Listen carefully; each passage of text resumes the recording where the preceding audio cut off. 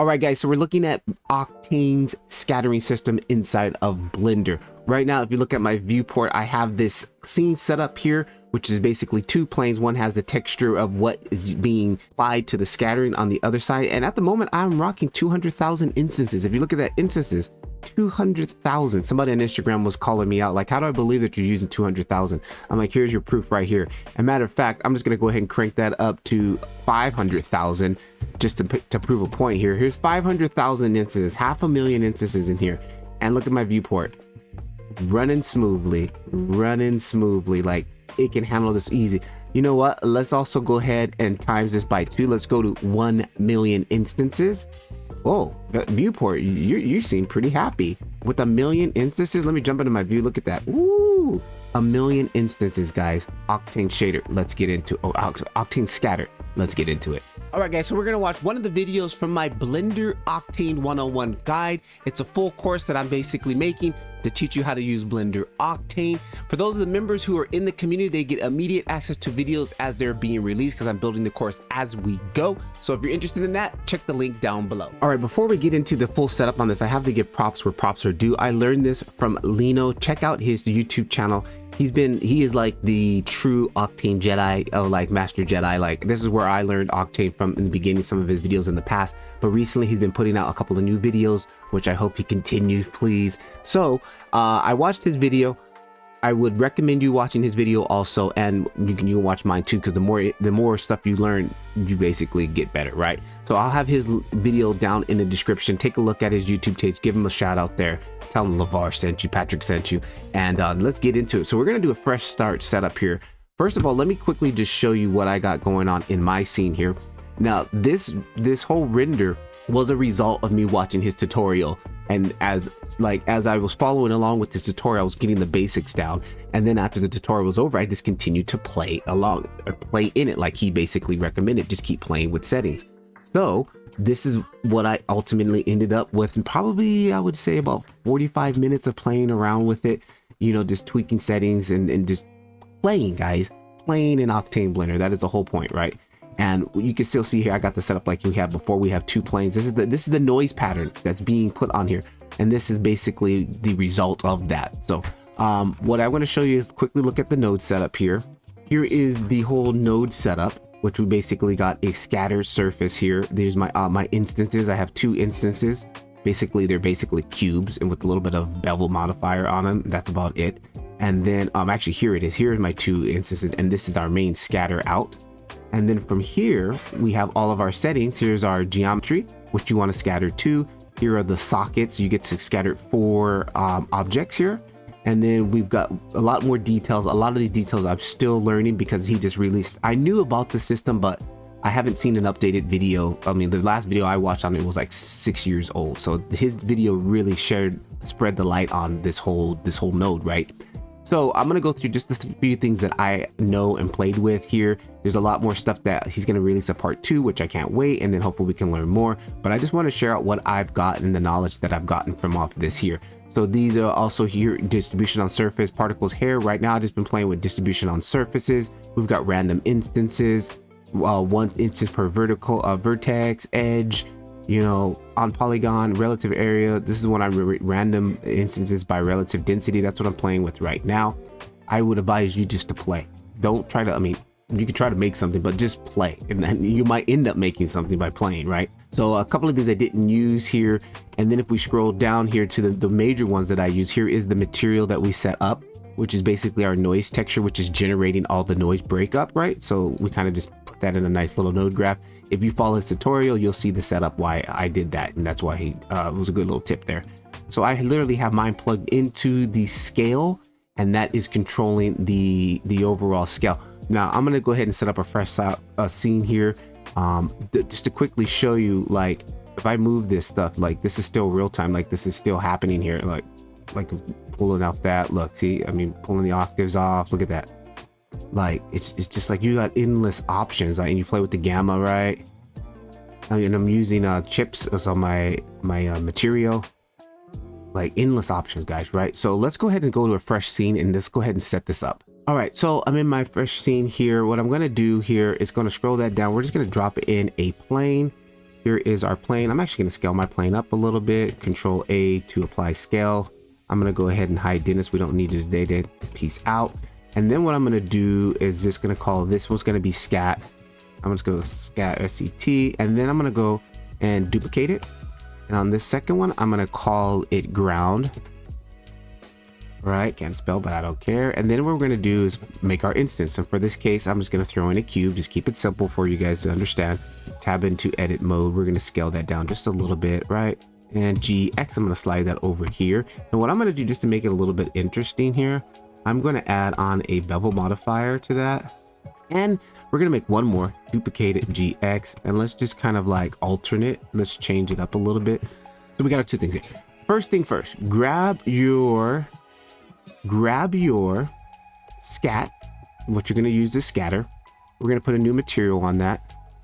We're going to delete this universal material. You're going to go Shift A and you're going to go look for, I'm going to go scatter on surface right there, scatter on surface. You're going to plug this geometry out into the displacement. In past videos, you may have seen this said there might be a geo slot that is no longer, and you might get all confused about here. How come we don't see Octane anymore? I don't know, but it still works. Just leave it on all, plug geo into displacement, and don't ask any questions. Cool. Now what we're gonna do, we're gonna get this so we can see. Open that up just like that, and I'm gonna move this over here and just do a little bit of housekeeping on this stuff. I don't want to see all this jibber jabber on the screen, and hide that there. Okay, so first thing first, what we're going to need to do, again, bear with me, I'm trying to, like the third time I probably set this up. We're going to add this, add a surface. No, first of all, we're going to grab our scat surface, and we're going to scroll down here to Octane geometry, scroll down to Octane mesh properties, and then right in here we have our node graph. You're going to click on this, and we want to select our, I don't see it.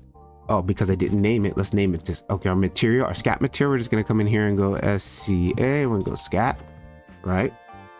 Okay, now if we come back over to nil, we should see it. There it is, scat. And then here we need our Octane geo node, which is going to be scatter on surface, which is this one right here, scatter on surface. Okay, then once you've got that set up, what we're going to need to do from here is we need to change the primitive coordinate model from Blender to Octane. The way we're going to do that, let's grab everything up here in the node, in the properties. I'm going to grab everything, hold Alt, click on this tab and put it to Octane. The reason why you hold Alt is because you can do multiple selection. That's a default standard thing in Blender. So now just to check, if we click on our ground, it says the same thing, Octane. Same thing here on our instance, right? Everything should say Octane, right? So we're good on that. All right, now that we've got that set up, now let's set up our scatter node here, and I'm gonna go full screen because this is easier to see. So first thing here, we've got our geometry. Let's go ahead and hit a plus on that. It pops out this object data transfer, object data node, and geo out is into the surface. And then what we're gonna do is scroll this down, and we're gonna select the plane that we made, which we called scat. Here it is. Okay, so we're gonna be scattering onto this, and then I'm just gonna close that up to keep things simpler. Then here's our 4 objects that we can scatter. Obviously, these are going to be our instances that we want, the cubes, the 2 cubes that we modified. Hit that again. First thing, scroll down here. We got cube 0, right? And then we've got cube 010, which was the second cube that we altered. So here's our 2 cubes. We'll pull these over here. These are the 2 things that we are instancing. This is the main, like the thing, what we're instancing these onto. Okay, just remember that. So let's pop back and we might be able to see something happening. Again, with Octane scattering, you only see it when the render is running. Like now you see nothing happening. Okay, make sure you turn your render on. Boom.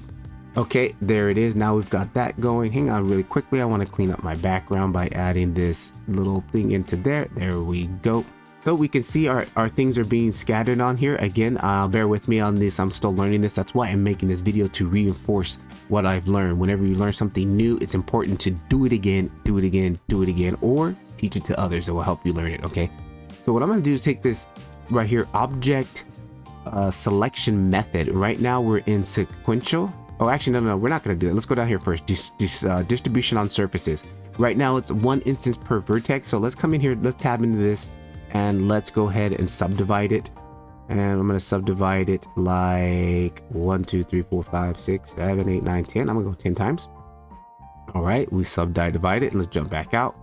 Click back on our surface, our scatter surface. And if we say 1 inches per vertex, we can scroll that down here to edge.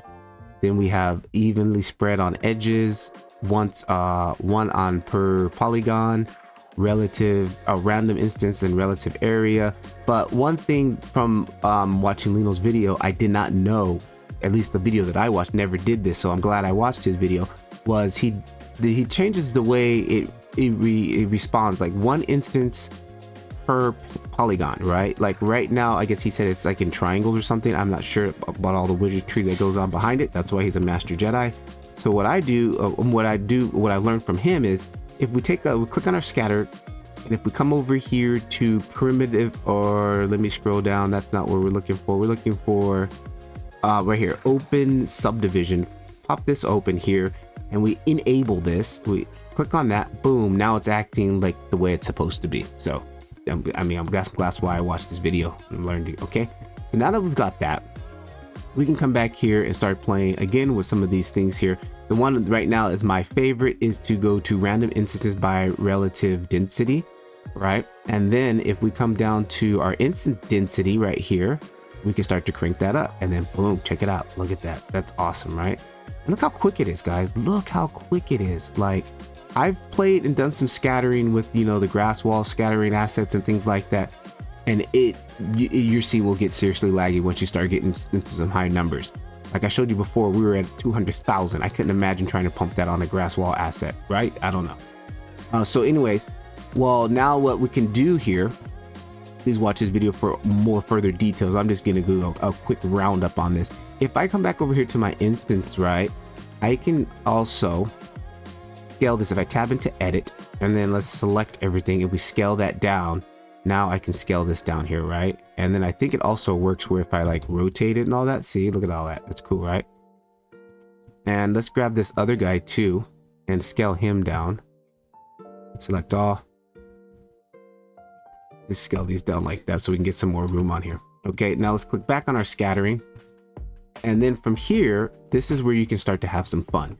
Like what I did from watching his video, we can crank up the scatter here. And let's also take a look at some of these other settings you can do here when we got multiple things.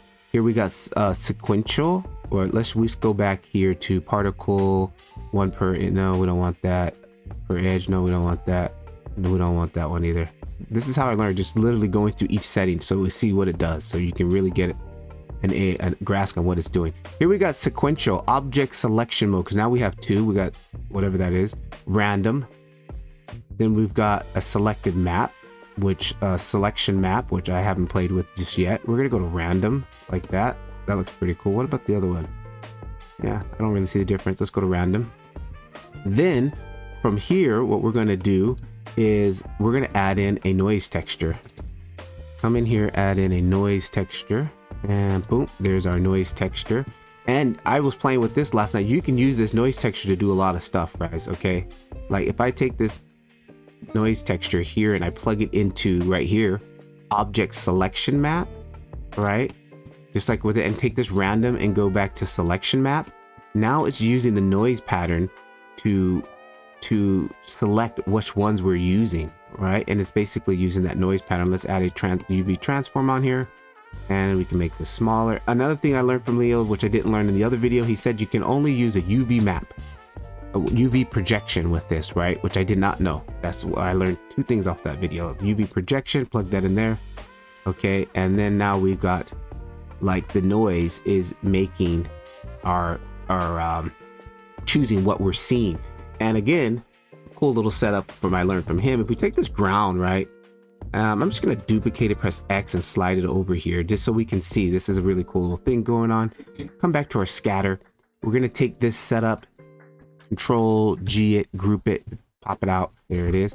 We're gonna copy that, and then I'm gonna go over to the ground one here, and I'm just gonna call this look at me. Add a new material, paste in that material that group that we just did, and we're gonna plug that into the albedo. So literally we're just visually seeing the noise, what we're doing here on this side. Okay, now we'll go back to our scatter, and then if you double click there, we can come in here, and now if I open this, you can see a visual representation of what we got going. And let's add some contrast in there. I like to go 30, right? And this is where all the fun begins. I invert that, which is nice, an easier way to do it there. And you can see this little white patch right here is also what we're seeing here. That's why we see those. Really cool. Okay.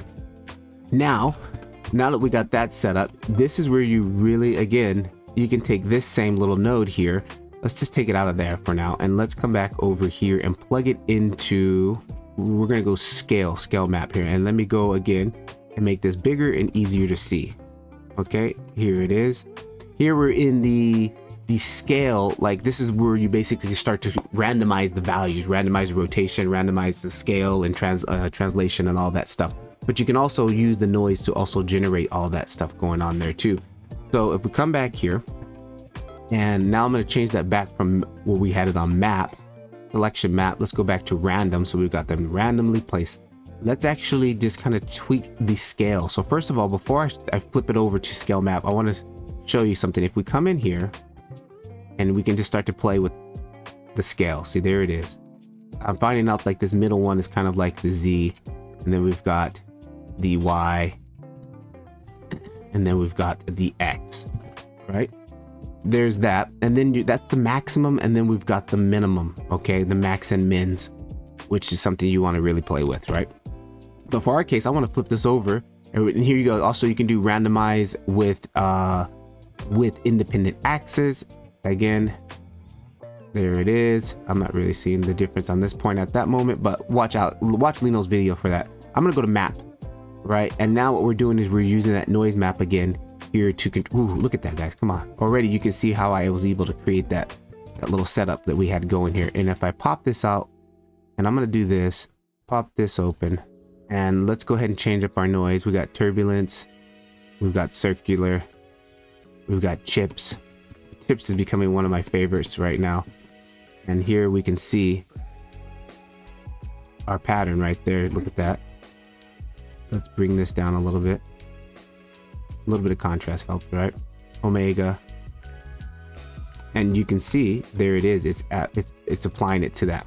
Now let's put some materials on this. Let me quickly show you how to put materials on things, because we had a couple little issues in my community with understanding that. So the first thing, here is our scattering system. Our scattering plane is what we scatter on. Now, if I want the ground to like have its own texture, if I mute this here, here's my ground again. If we click on the ground, I can add a ground texture to this easily. So for this case, like I'm literally going to drag on a material here that I have. Let's go over to my quick library. Let's drag on this concrete, and I'm just going to drag it onto there. Okay, boom, and there it is. Now I have some concrete on this asset, right? And it's on the ground. It's not on the scatter. Be careful. It's not on the scatter. It's on the ground. Then what we do is we come to our cubes that we want to add on texture to. So I'm going to come to my cube, and I want to add this concrete to it, right? So let's drag that onto there. Let's drag on another concrete to our other asset here. This cube here, we'll drag this concrete onto it. So put the material onto the instances themselves, put it onto the ground plane by itself. And that looks like crap, but that's no problem here. We're just gonna leave it looking like crap. And let me just go 0.6. Now, if I go back and turn on my scattering system, and again, also make sure you reset the renderer, right?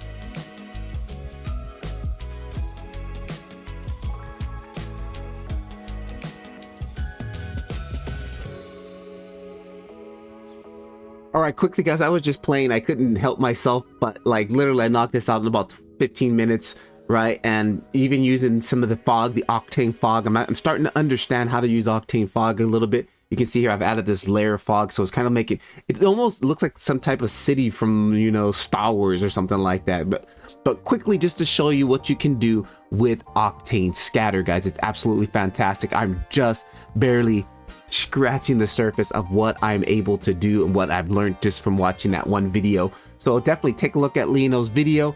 I will be updating as I learn more. Again, I will be sharing out the data that I learned. I just put this out again. Watch his videos a lot more. He gets more. He knows it, right? I don't really know a lot. So I'm not going to talk about the things that I don't know about. I'm going to talk about the things I do know about. And right now I'm learning, sharing the journey. So enough of my jib jab. If you're new to Blender Octane, down below my Blender Octane school community. If you don't want to pay or don't want to do any of that, I also have my Blender Octane 101 guide, which is free. That is an ongoing thing. Watch it, learn as I learn, and let's go, guys. Blender Octane, it's a thing. This is the way. Peace.